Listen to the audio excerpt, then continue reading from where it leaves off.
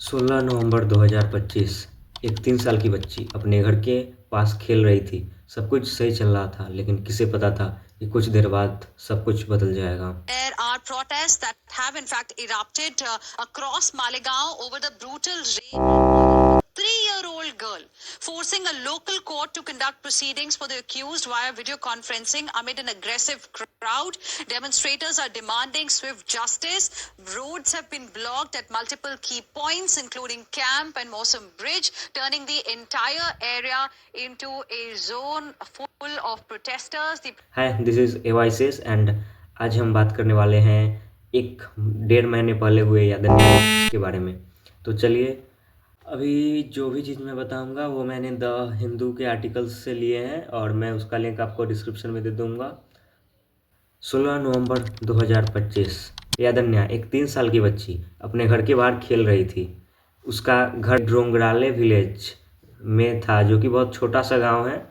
And यादन्या जब घर के बाहर खेलती थी तो उसकी आवाज़ घर के अंदर तक जाया करती थी, लेकिन उस दिन यादन्या की आवाज़ घर के अंदर जाना बंद हो गई। उसके घर वालों को लगा कि शायद यादन्या खेलते खेलते दूसरे मोहल्ले में चली गई है, लेकिन यादन्या 40-50 मिनट तक जब नहीं लौटी तब घर वालों ने उसे ढूंढना शुरू किया। उस दिन यादन्या के पापा काम से बाहर गए हुए थे और उसके चाचा भी फैमिली फंक्शन अटेंड करने बाहर गए हुए थे। तो उसके घर वालों और गांव वालों ने मिलकर यादन्या को ढूंढना शुरू किया। And she was from small village, तो वहाँ पे कोई सीसीटीवी या फिर स्ट्रीट लाइट कुछ था नहीं। लेकिन कुछ देर बाद एक ऐसी चीज़ पता चली जिससे पूरा गांव शॉक हो गया। रात 8 बजे गांव वालों को यादन्या की बॉडी उसके घर से 300 मीटर दूर एक मोबाइल टावर के पास मिली। उसका सर एक बड़े से पत्थर से कुचला गया था। यह देखकर पूरा गांव शॉक में था। गांव वालों ने तुरंत पुलिस को कॉल दिया। पुलिस तुरंत आती है एंड जब 3 साल की बच्ची के साथ ऐसा कुछ हो तो देखकर ही रूह कांप जाती है। पुलिस इन्वेस्टिगेशन शुरू करती है।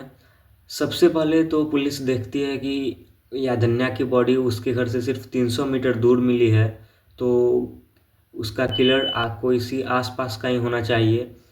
और जब पुलिस मोहल्ले के बच्चों से बात करती है तो बच्चे बताते हैं कि यादन्या को एक अंकल चॉकलेट दिलाने ले गए थे। एंड जब बच्चे उस अंकल की पहचान करते हैं तो पूरा गांव शॉक हो जाता है। उसका नाम था विजय खैरकर। विजय एक 24 साल का था और वो यादन्या के घर से सिर्फ 200 मीटर दूर रहता था। लेकिन सबसे शॉकिंग चीज़ इसमें थी, जब गांव वाले यादन्या को ढूंढ रहे थे तो विजय भी उनके साथ यादन्या को ढूंढ रहा था। और फिर रात 8 बजे पुलिस विजय को ढूंढ लेती है और जब उसे पूछताछ करती है तब जब उसने यादन्या को मारने का अपना मोटिव बताया तो सब शॉक हो गए, क्योंकि उसने बताया कि यादन्या के पापा के साथ उसका एक महीने पहले झगड़ा हो गया था।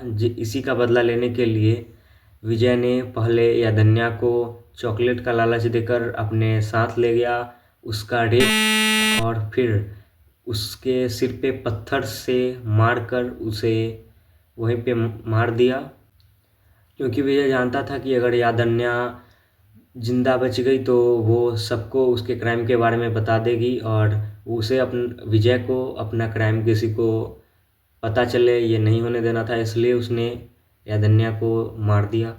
अब सब क्लियर था, डीएनए सब्सटेंसेस भी मैच हो गए थे, लेकिन इसके बाद जो होता है वो बहुत ही इम्पोर्टेंट है।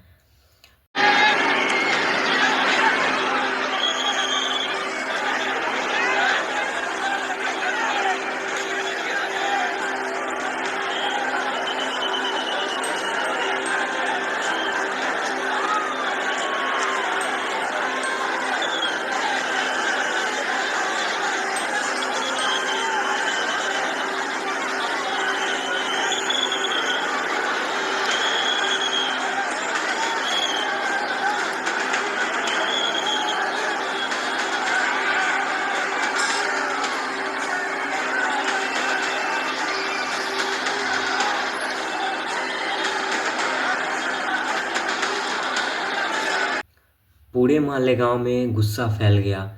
थाउजेंड्स ऑफ पीपल रोड्स पे गैदर्ड हो गए और प्रोटेस्ट करने लगे। पूरे मालेगांव तालुका में शटडाउन लग गया। यहाँ तक कोर्ट के सेशंस भी ऑनलाइन होने लगे।